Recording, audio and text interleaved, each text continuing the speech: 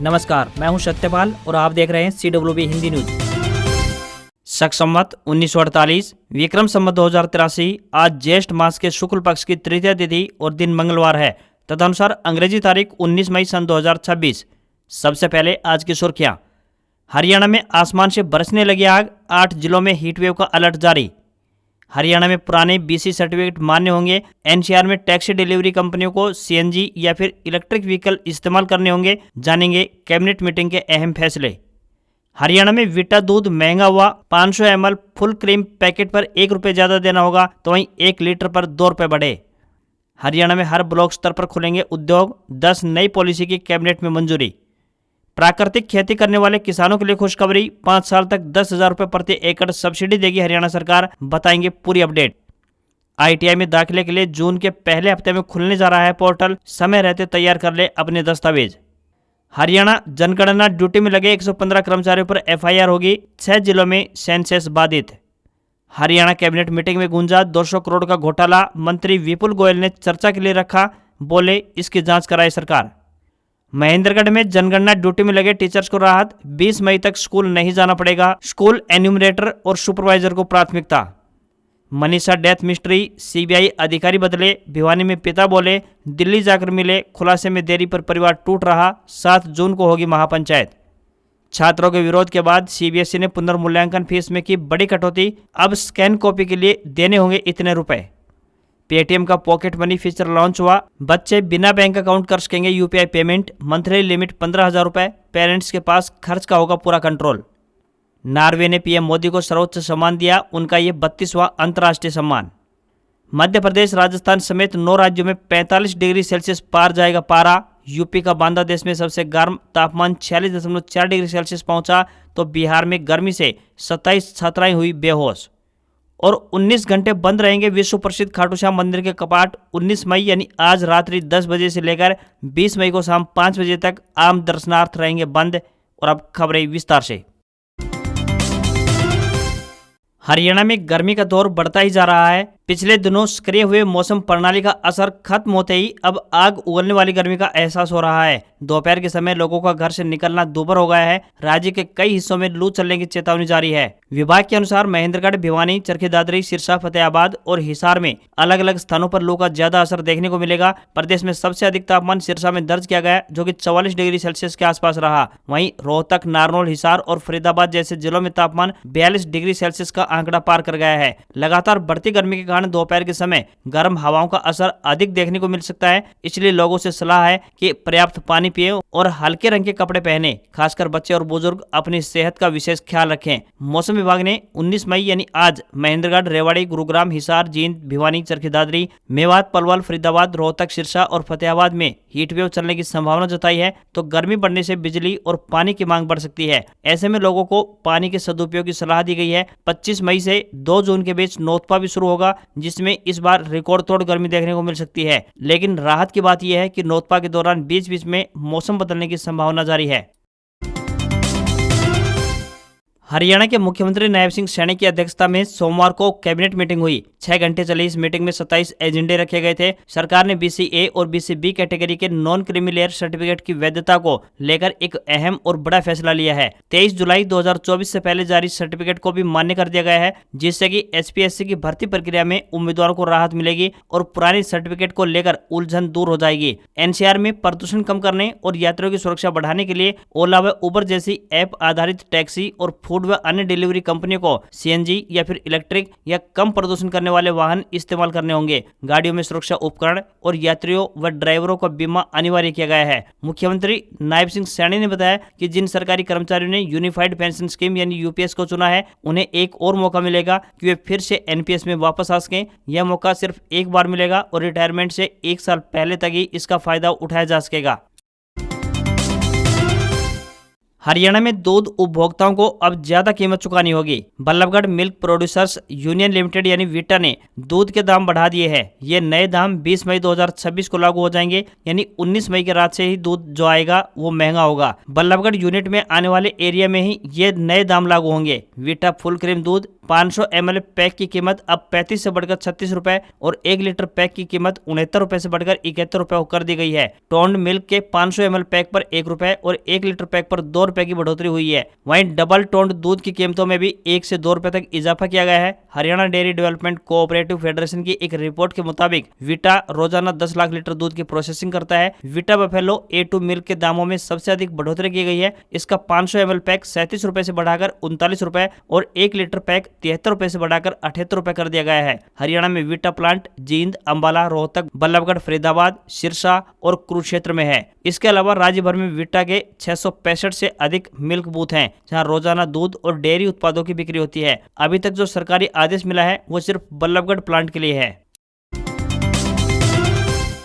हरियाणा के मुख्यमंत्री नायब सिंह सैनी की अध्यक्षता में हुई हरियाणा मंत्रिमंडल की बैठक में 10 बड़ी औद्योगिक नीतियों को मंजूरी प्रदान की गई है। सीएम नायब सिंह सैनी ने दावा किया है कि इन नीतियों के जरिए अगले 5 वर्षों में 5 लाख करोड़ रुपए का निवेश आएगा और 10 लाख से अधिक रोजगार के नए अवसर पैदा होंगे। ये नीतियां उद्योग, इलेक्ट्रॉनिक्स, आर्टिफिशियल इंटेलिजेंस यानी AI, डेटा सेंटर, फार्मा, खिलौना निर्माण, ई वेस्ट रिसाइकलिंग और कृषि आधारित उद्योगों को नई रफ्तार देंगी। अब प्रदेश के हर ब्लॉक को उद्योगों के लिए प्रोत्साहन मिलेगा, यानी अब निवेश सिर्फ चुनिंदा जिलों तक सीमित नहीं रहेगा बल्कि पूरे हरियाणा में फैलेगा। इसके अलावा स्थानीय युवाओं को नौकरी देने पर कंपनियों को प्रति कर्मचारी 1 लाख रुपए तक सालाना सब्सिडी दी जाएगी। वहीं महिलाओं, अनुसूचित जाति, दिव्यांगजन, अग्निवीर और पूर्व सैनिकों के लिए यह सहायता राशि 1,20,000 रुपए प्रति वर्ष तक की गई है। हरियाणा कौशल रोजगार निगम यानी HKRN पोर्टल से भर्ती करने पर कंपनियों को EPF की 100% प्रतिपूर्ति होगी। इस नई पॉलिसी से हरियाणा में निवेश करने वाले उद्यमियों को भी बहुत अधिक फायदा मिलने वाला है। वहीं SGST की 30% से 70% तक वापसी की सुविधा सरकार देगी। इसके अलावा स्टाम्प ड्यूटी में 30% से लेकर 100% तक छूट उद्यमियों को सरकार के द्वारा दी जाएगी। सीएम ने बताया कि इन नई नीतियों से किसानों को भी फायदा होगा। फूड प्रोसेसिंग यूनिट्स लगेंगी, कोल्ड स्टोरेज और फूड पार्क बनेंगे।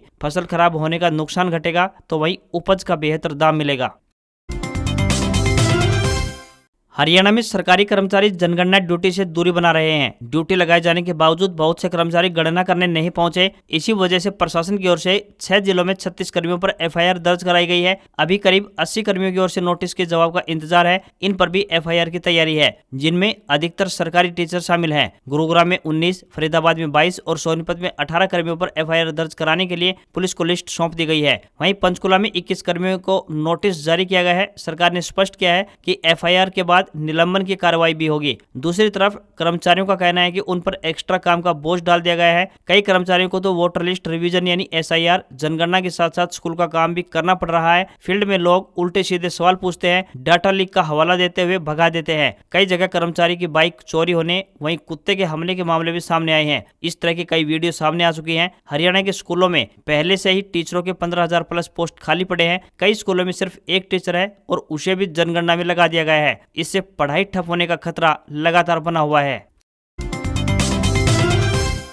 फरीदाबाद म्यूनिसिपल कॉर्पोरेशन में लगभग 200 करोड़ रुपए के कथित घोटाले का मामला अब हरियाणा सरकार की सर्वोच्च निर्णय प्रक्रिया तक पहुंच गया है। इस मुद्दे को लेकर लगातार बढ़ते राजनीतिक दबाव और जनप्रतिनिधियों की आपत्तियों के बीच राज्य सरकार ने नगर निगम के पिछले 10 वर्षों के कार्य की व्यापक जांच कराने का अहम फैसला लिया है। हरियाणा मंत्रिमंडल की बैठक में यह मामला प्रमुखता से उठा, जिसके बाद शहरी एवं स्थानीय निकाय मंत्री विपुल गोयल ने नगर निगम के 1 दशक के दौरान कराए गए विकास कार्यों, ठेकों और भुगतान की जाँच के निर्देश जारी कर दिए। ये मामला हाल ही में आयोजित जिला विकास समन्वय एवं निगरानी समिति यानी दिशा की बैठक में जोर शोर से उठाया गया था। बैठक में केंद्रीय मंत्री कृष्णपाल गुर्जर, विधायक मूलचंद शर्मा ने नगर निगम में वित्तीय अनियमितताओं का मुद्दा उठाते हुए विस्तृत जांच की मांग की थी। जनप्रतिनिधियों ने आरोप लगाया कि कई विकास कार्यों में लागत बढ़ाकर भुगतान किए गए, कुछ कार्य कागजों में पूरे दिखाए गए, जबकि कई ठेकों में नियमों की अनदेखी तक की गई। माना जा रहा है कि जांच के दायरे में सड़क निर्माण, सीवर, सफाई, स्ट्रीट लाइट, पार्क और अन्य विकास कार्य शामिल होंगे। यदि जांच में अनियमितताएं प्रमाणित होती हैं तो संबंधित अधिकारियों, कर्मचारियों और ठेकेदारों के खिलाफ विभागीय कार्रवाई के साथ साथ आपराधिक मुकदमे भी दर्ज करवाए जा सकते हैं।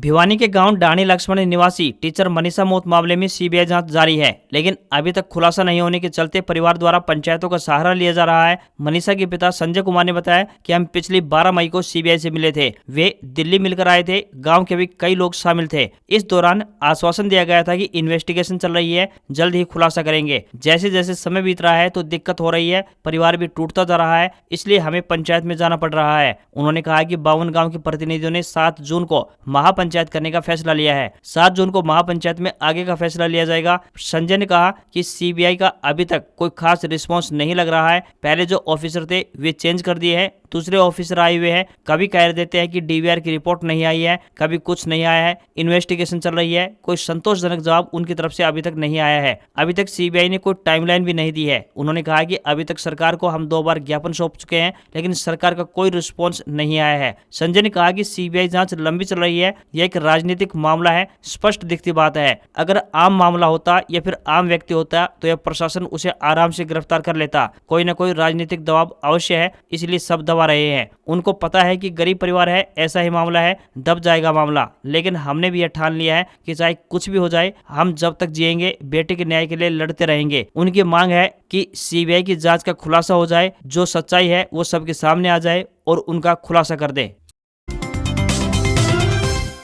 हरियाणा सरकार की प्रोत्साहन नीति की बदौलत आज किसान परंपरागत खेती का मोह त्याग कर बागवानी और ऑर्गेनिक खेती को बढ़ावा दे रहे हैं, ताकि कम लागत में अधिक मुनाफा कमाकर अपनी आर्थिक स्थिति को मजबूत किया जा सके। इसी कड़ी में कृषि एवं किसान कल्याण मंत्री श्याम सिंह राणा ने बताया कि प्रदेश में प्राकृतिक और जैविक खेती को बढ़ावा देने के लिए कई महत्वपूर्ण घोषणाएं की गई है। सरकार का लक्ष्य रासायनिक उर्वरकों के उपयोग को कम कर भूमि की उर्वरता बढ़ाना और किसानों की आय में वृद्धि करना है। प्राकृतिक या जैविक खेती अपनाने वाले किसानों को सरकार अगले 5 सालों तक 10,000 रुपए प्रति एकड़ वार्षिक अनुदान प्रदान करेगी। इस योजना का लाभ लेने के लिए किसानों को agriculture and proceed food products export development authority यानी एपीडा से अपनी उपज का प्रमाणन करवाना अनिवार्य होगा। इस प्रमाणन से किसानों के उत्पादों की शुद्धता और गुणवत्ता पर मोहर लगेगी, जिससे उन्हें न केवल स्थानीय बल्कि वैश्विक स्तर के बाजारों में भी अपनी फसलों के बेहतर शानदार दाम मिल सकेंगे। वहीं साथ ही रासायनिक उर्वरकों और कीटनाशकों के अत्यधिक इस्तेमाल पर अंकुश लगाने में भी मदद मिलेगी। हरियाणा के जो छात्र औद्योगिक प्रशिक्षण संस्थानों यानी आईटीआई में एडमिशन लेना चाहते हैं, उन युवाओं को अभी थोड़ा और इंतजार करना होगा। हरियाणा कौशल विकास एवं औद्योगिक प्रशिक्षण विभाग इस बार दाखिला प्रक्रिया मई की अपेक्षा जून महीने के पहले हफ्ते में शुरू करने जा रहा है। ऐसे में विद्यार्थियों को अभी इंतजार करना होगा। विभाग की तरफ से विद्यार्थियों को वक्त रहते अपने जरूरी दस्तावेज तब तक तैयार रखने की सलाह दी गई है। इन दस्तावेजों के बिना स्टूडेंट्स को एडमिशन नहीं मिलेगा। सरकारी और प्राइवेट आईटीआई में एडमिशन लेने के इच्छुक अभ्यर्थियों के लिए अनिवार्य डॉक्यूमेंट्स की लिस्ट जारी की गई है। इसमें खुद का आधार नंबर, चालू mobile number, active email ID और परिवार पहचान पत्र होना जरूरी है। विभाग की तरफ से साफ किया गया है कि फॉर्म भरते वक्त इन दस्तावेजों में कोई भी गलती नहीं होनी चाहिए। ऐसे में छात्र समय रहते इनका प्रबंध कर लें, ताकि पोर्टल खुलते ही आवेदन कर पाएं। जून के पहले हफ्ते में आधिकारिक वेबसाइट www.itiharyana.gov.in पर लिंक एक्टिव कर दिया जाएगा। लिंक एक्टिव होने के बाद छात्र ऑनलाइन माध्यम से आवेदन कर पाएंगे। Central board of school education यानी सीबीएसई ने 12वीं के नतीजों को जारी कर दिया है। रिजल्ट आने के बाद जिन छात्रों को लगता है कि परीक्षा में उनके कम नंबर आए हैं, तो वे पुनर्मूल्यांकन के लिए आवेदन कर सकते हैं। बोर्ड द्वारा छात्रों के विरोध के बाद पुनर्मूल्यांकन फीस में बड़ी कटौती कर दी गई है। अब स्कैन कॉपी के लिए 700 रुपए नहीं बल्कि 100 रुपए ही देने होंगे। इतना ही नहीं, हर एक सवाल की फिर से जाँच करवाने के लिए अब 100 रुपए की जगह 25 रुपए ही देने होंगे। अगर किसी का एक अंक भी बढ़ता है तो उसे पुनर्मूल्यांकन प्रक्रिया के लिए जमा फीस वापस दे दी जाएगी। 19 मई से 22 मई के बीच छात्र अपनी स्कैन आंसर शीट प्राप्त कर सकते हैं। अगर छात्र कॉपी वेरीफाई या री एवेल्युएट करवाना चाहते हैं तो अगले एक हफ्ते में यानी 26 से 29 मई के बीच ऐसा भी कर पाएंगे।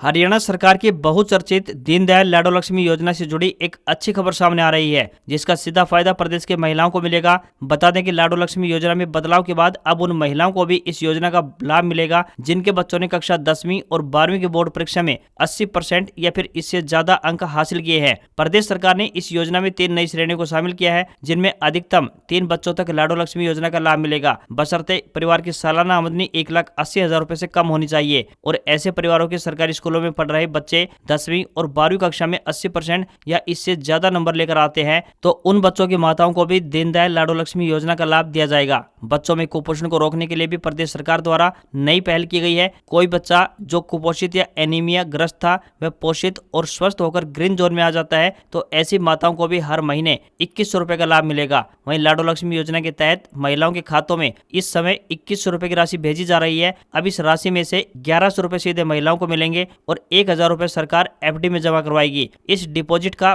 पैसा ब्याज सहित लाभार्थी को मिलेगा। इसका एक एसएमएस भी प्रत्येक महिला को हर महीने आएगा। Ex serviceman contributory health scheme यानी ECHS स्टेशन हिसार ने क्लर्क, डाटा एंट्री ऑपरेटर व डेंटल हाइजीनिस्ट के पदों पर आवेदन मांगे हैं। इन पदों के लिए आप ऑफलाइन माध्यम से आवेदन भेज सकते हैं। पुरुष और महिला दोनों वर्गों के उम्मीदवार आवेदन कर सकते हैं। आवेदन करने की अंतिम तिथि 2 जून तय की गई है। इंटरव्यू की तिथि 9 से 10 जून 2026 रहेगी। इन पदों के लिए कोई भी आवेदन शुल्क देय नहीं होगा। न्यूनतम आयु 18 वर्ष और अधिकतम आयु 53 वर्ष। इसके अलावा डेंटल हाइजीनिस्ट के लिए 56 वर्ष तय की गई है। सैलरी 19,000 रुपए से लेकर 36,500 रुपए पर मंथ मिलेगी। उम्मीदवारों से विनम्र निवेदन है कि भर्ती के लिए आवेदन करने से पहले आधिकारिक विज्ञापन जरूर चेक कर ले।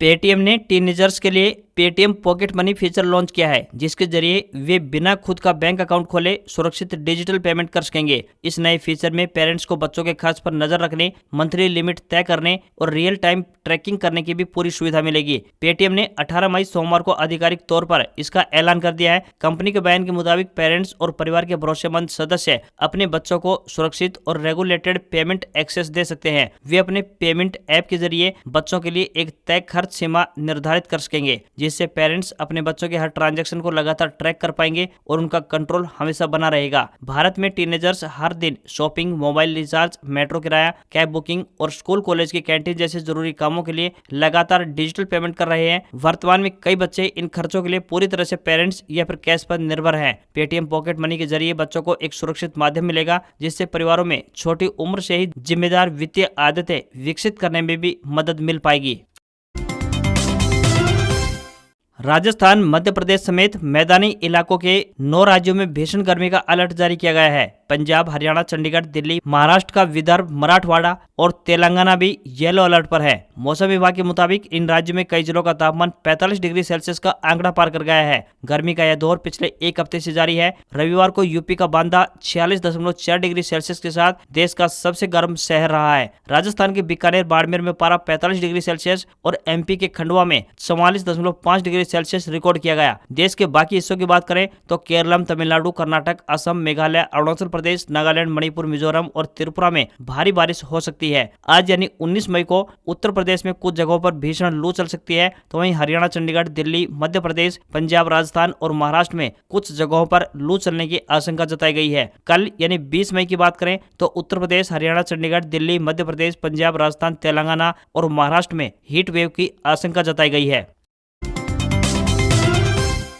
मिडिल ईस्ट के तनाव का असर भारतीय शेयर बाजार पर भी दिखाई दिया। सेंसेक्स सुबह 1000 अंक से ज्यादा गिरकर 74,180 पर आ गया। हालांकि बाद में इसमें रिकवरी आई और ये 73 अंक की तेजी के साथ 75,315 के लेवल पर बंद हुआ। निफ्टी भी फ्लैट होकर 23,650 के करीब आ गया। तो वहीं कारोबार में IT शेयरों में तेजी रही। उधर भारतीय रुपए में रिकॉर्ड तोड़ गिरावट है। डॉलर के मुकाबले रुपया 20 पैसे से ज्यादा कमजोर होकर 96 रुपए 33 पैसे के स्तर पर पहुंच गया। कच्चा तेल भी 2% बढ़कर $110 प्रति बैरल पर पहुंच गया। वहीं 1 किलोग्राम चांदी का दाम 460 रुपए कम होकर 2,68,000 रुपए पर पहुंच गया है। वहीं India Boolean and jewellers association के अनुसार 10 ग्राम 24 कैरेट सोने का दाम 471 रुपए गिरकर 1,58,000 रुपए प्रति 10 ग्राम के स्तर पर पहुंच गया है। इसके अलावा 22 कैरेट सोने का दाम 1,44,489 रुपए प्रति 10 ग्राम के स्तर पर पहुंच गया। आज खबरों में इतना ही। देखते रहिए आपका अपना हरियाणा का सबसे बेहतरीन news channel CWB Hindi news. नमस्कार। इसी आशा के साथ आपका दिन शुभ रहे।